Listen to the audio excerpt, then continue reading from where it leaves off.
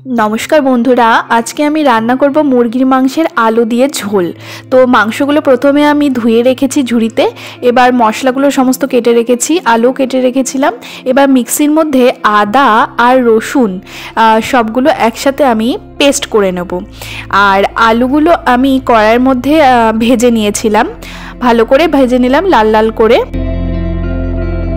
एबार एक गामलाते ओई मांसगुलो दिए देब, दिए एर मध्य सामान्य परिमाण आदा रसुनेर पेस्ट दिए दिएछि और 1 चामच हलुद दिए दिलाम और परिमाण मतो लवण दिए एइगुलो दिए 1 चामच मतो एकटु जिरेर गुঁড়ো दिए देब और अल्प सामान्य परिमाण पेঁয়াজ कुचि दिए और सादा तेल दिए एटाके भालो करे माखिए आमी एटा मैरिनेट करे रेखे देब किछुक्षणेर जोन्नो।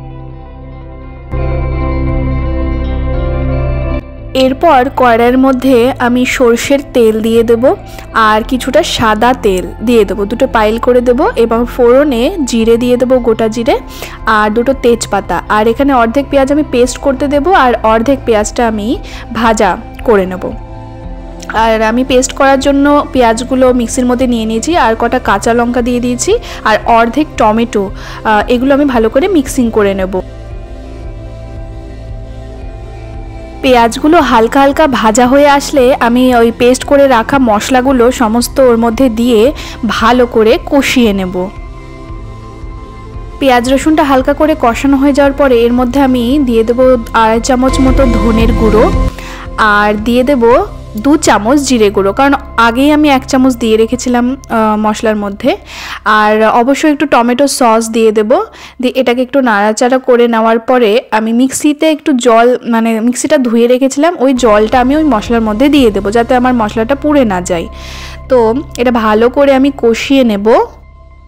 মশলা থেকে তেল ছেড়ে গেলে ভালো মতো কষানো হয়ে যাওয়ার পরে এর ভেতরে আমি এবার সামান্য পরিমাণে একটু জল দিয়ে আরও একটু কষাতে থাকবো। দিয়ে আবারও ভালো মতো কষিয়ে নেবার পরে আমি ম্যারিনেট করে রাখা ওই মাংসগুলো আমি মশলার মধ্যে সমস্ত দিয়ে দেব।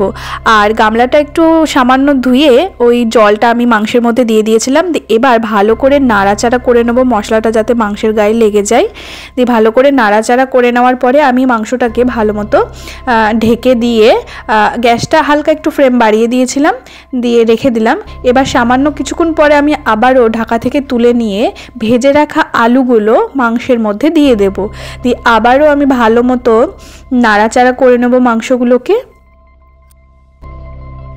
আবার ঢেকে রেখে ঢাকা থেকে তোলার পরে আমি ভালো মতো মশলাগুলো আর মাংসের সাথে কষিয়ে নিয়ে কটা কাঁচা লঙ্কা আর একটু শুকনো লঙ্কার গুঁড়ি দিয়েছি।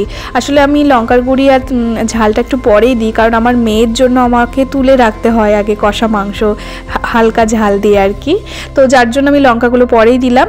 তো এবার আমি ভালো মতো এটাকে কষিয়ে নেওয়ার পরে একটু গরম জল বসিয়ে রেখেছিলাম গামলাতে, তো সেই জলটা আমি মাংসের মধ্যে এবার দিয়ে দেবো, পরিমাণ মতো দিয়ে দেব।